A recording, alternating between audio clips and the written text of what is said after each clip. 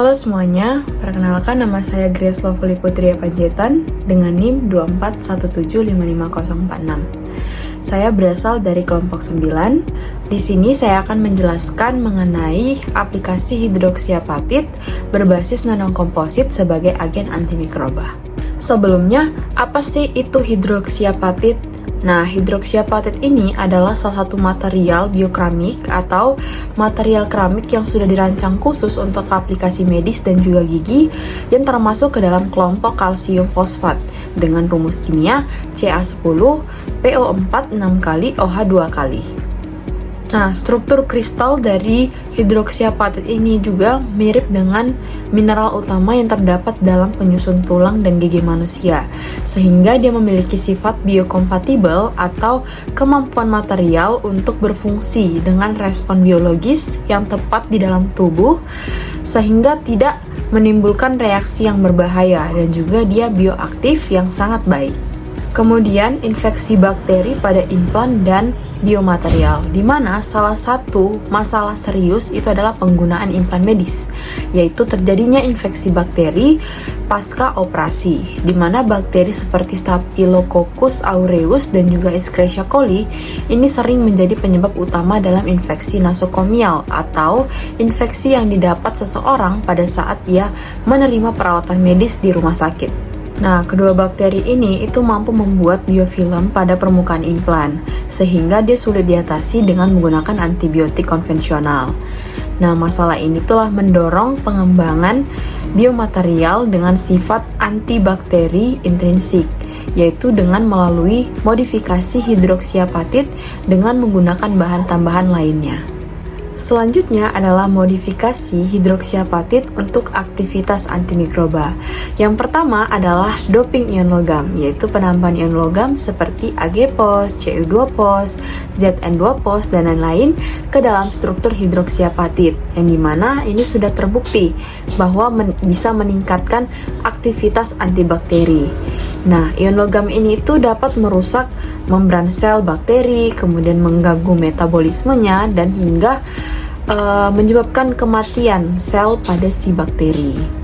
Yang kedua adalah integrasi dengan grafin oxide dan turunannya, di mana grafin oxide ataupun reduced grafin oxide ini itu memiliki permukaan yang luas, kemudian memiliki sifat mekanik yang baik, dan memiliki kemampuan untuk menghasilkan reaktif oksigen spesies yang dapat membunuh si bakteri. Jadi kombinasi antara grafin oxide atau si reduced grafin oxide ini dengan hidroksiapatit ini mampu meningkatkan kekuatan mekanik scaffold dan juga dapat memberikan efek antibakteri. Yang ketiga, penambahan senyawa fungsional lain, yaitu dengan fluorinated graphene oxide, bacterial cellulose, maupun dengan zinc oxide itu dapat memperkuat sifat antibakteri pada hidroksiapatit. Nah, selain itu, material tambahan ini itu juga dapat membantu dalam menjaga porositas si scaffold agar sel tulang itu dapat tumbuh dengan baik. Selanjutnya adalah mekanisme antimikroba nanokomposit hidroksiapatit. Yang pertama adalah interaksi ion logam dengan dinding sel bakteri, di mana ion logam dari nanokomposit ini dapat merusak integritas membran bakteri. Yang kedua adalah produksi reaktif oksigen spesies, di mana partikel grafin oxide, zinc oxide, ataupun sejenisnya itu menghasilkan reaktif oksigen spesies yang bersifat toksik bagi sel bakteri. Yang ketiga, efek kontak fisik, di mana permukaan dari grafin oxide atau reduced grafin oxide ini dapat merusak membran sel bakteri secara mekanis. Yang keempat adalah pelepasan ion secara bertahap, di mana hal ini dapat memberikan efek antimikroba jangka panjang pada lingkungan sekitar implan. Selanjutnya adalah aplikasi hidroksiapatit dengan sifat antimikroba. Yang pertama adalah scaffold rekayasa jaringan tulang, di mana hal ini mendukung pertumbuhan sel osteoblast serta melindungi dari infeksi. Yang kedua, pelapis atau coating pada implan logam, di mana ini dapat memberikan bioaktivitas dan juga melindungi permukaan implan dari kolonisasi bakteri. Yang ketiga, bahan pengisi tulang atau bone filler, di mana hal ini berfungsi untuk mengisi efek tulang dan juga mencegah pertumbuhan bakteri patogen. Yang keempat adalah material komposit berkelanjutan, seperti kombinasi dengan bakterial selulos yang ramah lingkungan dan memiliki potensi besar dalam aplikasi biomedis.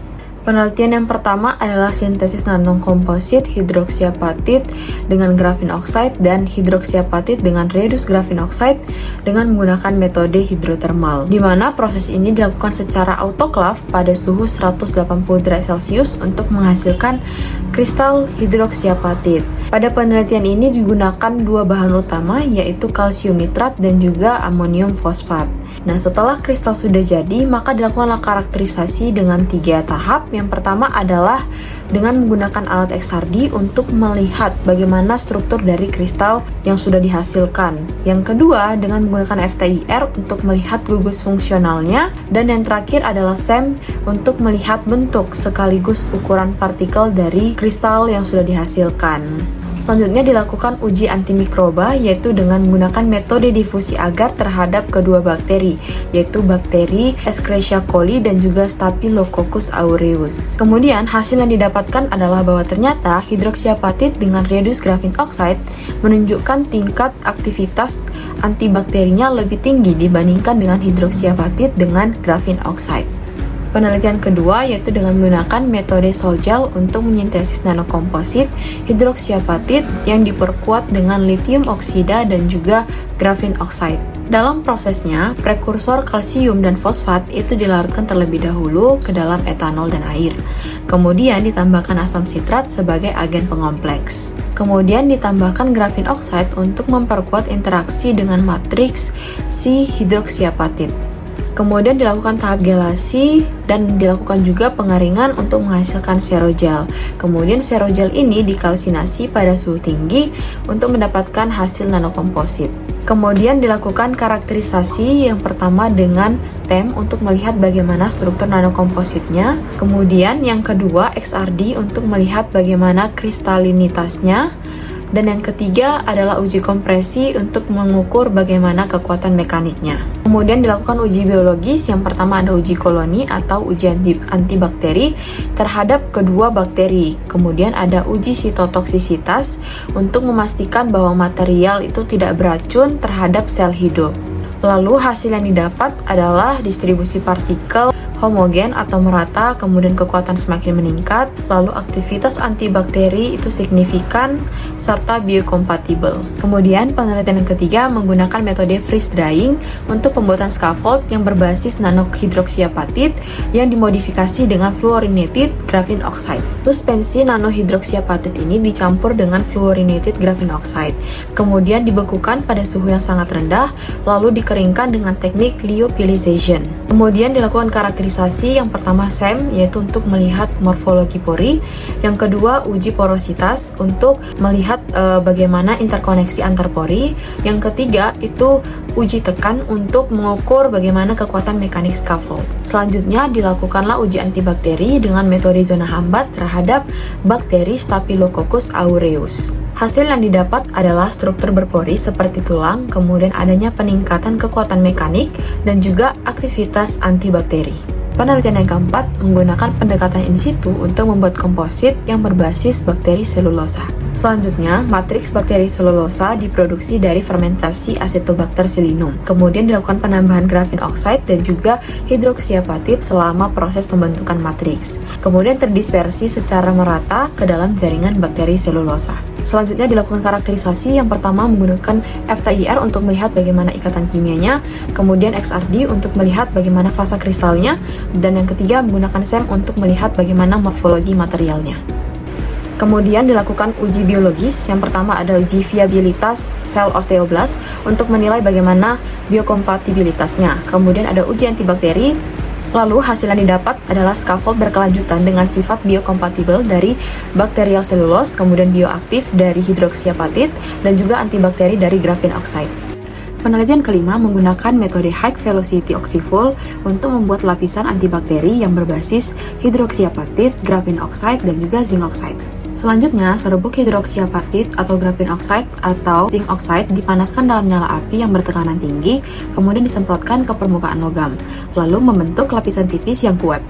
Selanjutnya dilakukan karakterisasi, yang pertama menggunakan SEM untuk melihat bagaimana morfologi permukaan lapisan, yang kedua XPS untuk menganalisis komposisi kimia di permukaan, dan yang ketiga adalah uji adhesi untuk memastikan kekuatan ikatan lapisan. Lalu dilakukan uji antibakteri terhadap bakteri Escherichia coli dan juga Staphylococcus aureus. Dan hasil yang didapat adalah lapisan yang kuat, kemudian bioaktif dan antibakteri yang tinggi berkat pelepasan ion ZN2-POS. Selanjutnya adalah analisis perbandingan metode. Yang pertama, hidrotermal, yaitu menghasilkan partikel kristalin homogen dengan kontrol struktur yang baik.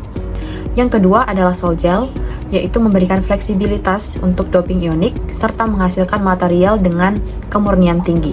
Yang ketiga, freeze drying, yang sangat cocok untuk scaffold berpori dengan struktur interkoneksi. Yang keempat, in situ composite, yang menekankan aspek berkelanjutan dengan memanfaatkan matriks alami.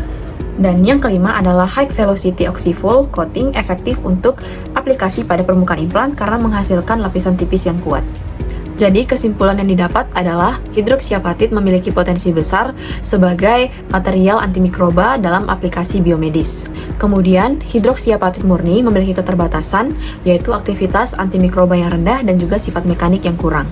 Kemudian modifikasi hidroksiapatit dengan graphin oxide, kemudian reduced graphin oxide, lithium oxide, zinc oxide, fluorinated oxide itu terbukti bahwa yang pertama meningkatkan aktivitas antibakteri terhadap bakteri Staphylococcus aureus dan juga Escherichia coli. Yang kedua memperkuat sifat mekanik dan struktur di mana cocok untuk scaffold tulang dan juga pelapisan implan. Yang ketiga, menjaga biokompatibilitas sehingga aman untuk aplikasi biomedis. Kemudian memiliki aplikasi yang luas, yaitu untuk rekayasa jaringan, regenerasi tulang, dan juga coating antibakteri pada implan. Dan arah penelitian ini menjanjikan bahwa nanokomposit hidroksiapatit mampu memberikan bioaktivitas yang tinggi, kemudian efek antimikroba yang kuat, serta daya mekanik yang baik. Sekian penjelasan dari saya mengenai aplikasi hidroksiapatit berbasis nanokomposit sebagai agen antimikroba. Maaf apabila ada salah kata, saya ucapkan terima kasih.